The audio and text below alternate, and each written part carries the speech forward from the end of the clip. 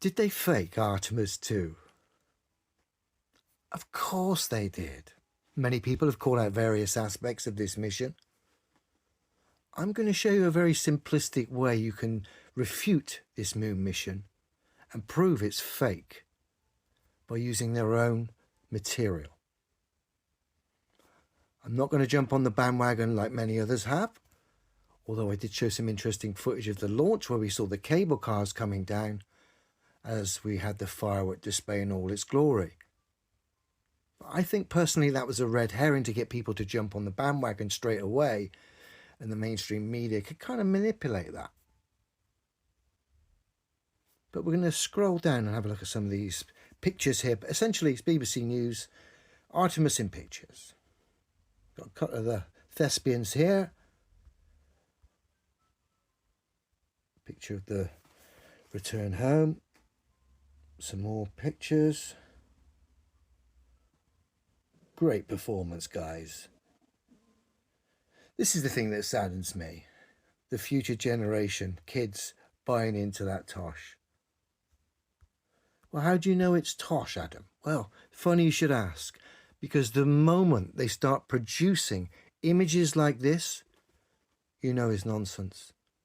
They're presenting reality in a way that's not physically true. That is, they're showing the Earth to be a globe.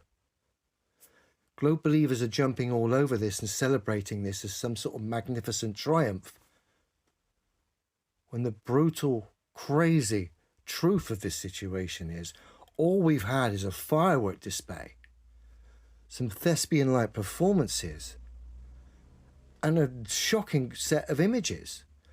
If this was true, I would have expected HD footage uncut all the way there, outside the craft pointing in multiple directions, inside the craft, and GoPros on every single one of the astronauts. This historic day mission, 10-day mission I should say, would have been captured in all its glory for future generations to look at.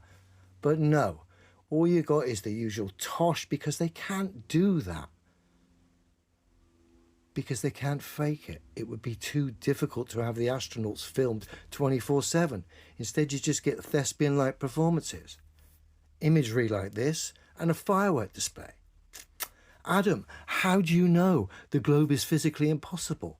Well, every single demonstration on this Earth involving a large standing body of water proves that. It doesn't have the ability to display convexity upon its surface.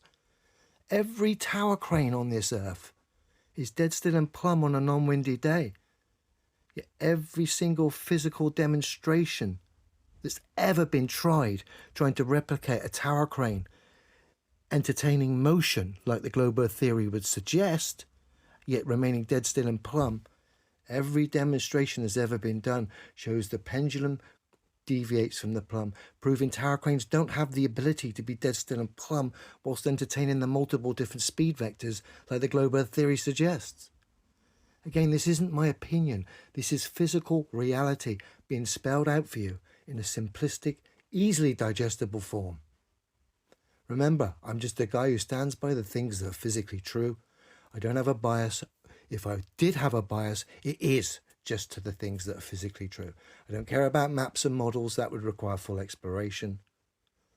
What I do care about is the truth getting out, and I don't like lies and things being pushed excuse me, as our physical reality, like on our screen here, when physical reality tells us that that's actually impossible. Again, space itself, an air pressure system globe residing in the middle of a vacuum without solid separation. Again, that scenario is physically impossible. Every demonstration on this Earth showing a vacuum residing next to an air pressure system shows it needs solid separation. So again, the stories, the foundational stories, don't even match physical reality before we've even begun. And like I said, the moon mission did very well with its firework display. But the moment it started showing imagery of the Earth being a ball, you knew it was fake. Again, that's not my opinion. That's physical reality telling you it's fake. There's no demonstrations to refute the points I've highlighted already. Cranes, air pressure systems reside next to a vacuum, and of course large standing bodies of water. Saying gravity will only make it worse because whatever is at play regarding gravity is not man enough, because gravity can be overcome by a gentle breeze. Therefore, it couldn't hold a tower crane upside down in relation to me on the other side of the Earth if the Earth was a ball, holding it dead still and plumb, whilst entertaining the multiple different speed vectors like the globe Earth theory suggests, yet remaining dead still and plumb. Impossible when whatever is at play regarding gravity can be overcome by a gentle breeze. A 70-ton tower crane sways and the block swings in a gentle breeze. Gravity is just not man enough to make the globe Earth theory a physical reality. So physical reality is all you need to debunk the Artemis 2 mission.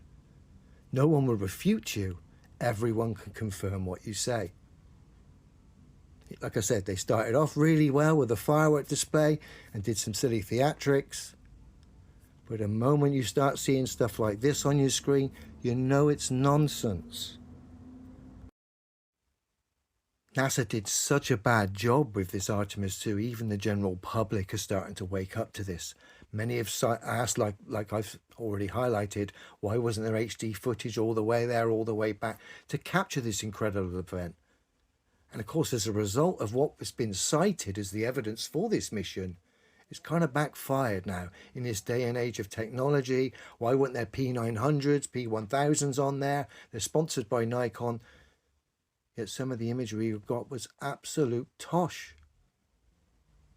And of course, as a result, the general public are questioning their narrative now, which is great. It would seem only the die-hard nerds seem to buy into this firework display, thespian performance, and a cluster of images that they released. Like our mate on the screen here, bless him. Edge of your seat stuff as he watches the end of the pantomime, The Coming Home. And of course, Danny Boy himself, a great believer and defender of things that are physically impossible. He plays with his Lego spacecraft, like so many of these globe believers online who tend to be middle-aged men that play with Star Wars toys. Very strange. And of course, Dan has previously cited a cartoon animation as a physical demonstration in an attempt to refute physical reality. That's the sort of characters you're dealing with here. People that deny physical reality, every demonstration on this earth, and cite cartoon animations as their proof. Crazy stuff. Have a good one, everyone.